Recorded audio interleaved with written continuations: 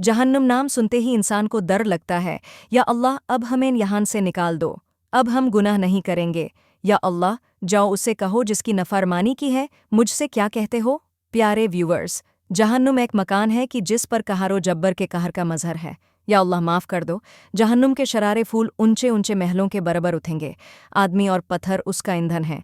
यह दुनिया की आग उस आग के 77 जुज़ों में से सिर्फ एक है, जिसे सबसे कम दर्जे का अजाब होगा। उसे आग की जूतियां पहना दी जाएंगी, जिससे उसका दिमाग ऐसे उबलेगा जैसे तांबे की पतीली उबलती है। हालांकि यह सबसे हल्का अजाब होगा। जहन्नुम की आग 1000 बरस तक धोकाई गई, यहाँ तक के लाल हो गई। फिर 1000 बरस और धोकई गई, यहाँ तक के सफ़ेद हो गई। फिर 1000 बरस और धोकई गई, यहाँ तक के शाह हो गई। तो अब वो नारी शाह है जिसमें रोशनी का नामो निशान नहीं। जिब्रील एस ने नबी से कसम खा कर अर्ज़ की, अगर जहन्नुम सुई के नाके के बराबर भी खोल दी जाए तो तमाम ज़मीन वाले उसकी गर्मी से मर जाएं। और फरमाया, अगर जहन्नुम का कोई दरोगा अहले दुनिया पर ज़ाहिर हो जाए तो ज़मीन पर रहने वाले सब लोग उसकी हैबत से मर जाएं। और फरमाया, अगर जहन्नुमियों की जंजीर की एक काड़ी दुनिया के पहाड़ों पर रख दी जाए तो वो लराजने लगें और नीचे की ज़मीन तक धांस जाएं। दुनिया की आग जिसके करीब जाना मुश्किल हो जाता है, वो भी अल्लाह से दुआ करती है कि उसे दोबारा जहन्नुम में ना भेजा जाए। मगर इंसान ऐसी आग के बावजूद गुनाह करता रहता है। दोज़ख की गहराई को अल्लाह ही जानता है। हदीस में है कि अगर पत्थर जहन्नुम के किनारे से फेंका जाए तो 70 बरस तक गिरता रहे, ताह तक न पहुंच सके। अगर इंसान के सर जितना सीसा का गोला आसमान से ज़मीन पर गिरा दिया जाए तो रात से पहले पहुंच जाएगा, हालांकि वो 500 बरस की राह है। जहन्नुम में मुख्तलिफ तबक़ात हैं।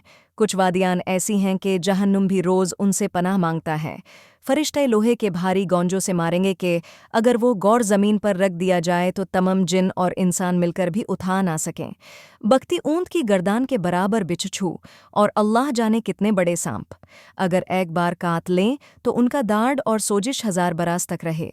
उबलता हुआ तेल की तलछट जैसा पानी पिलाया जाएगा।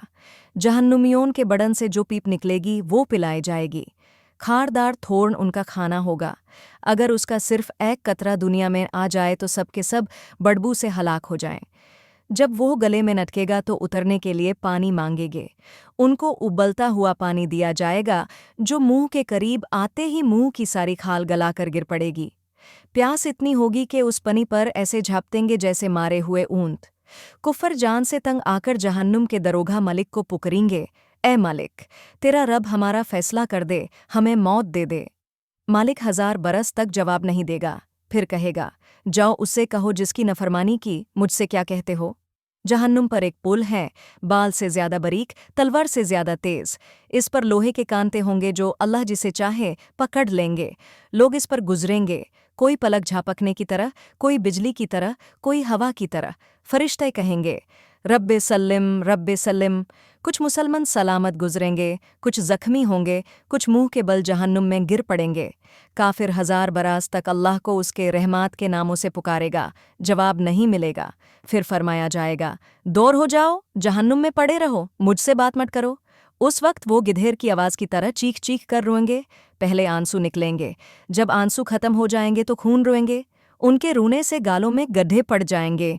इतना खून और पीप निकलेगा कि कश्ती उसमें डाल दो तो जलने लगे।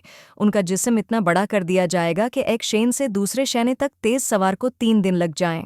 आखिर में कुफर को आग के संदूक में बैंड कर दिया जाएगा।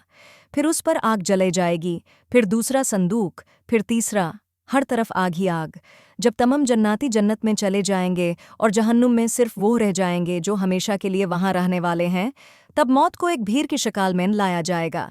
सबसे पूछा जाएगा, पहचानते हो? वो कहेंगे, हाँ, ये मौत है।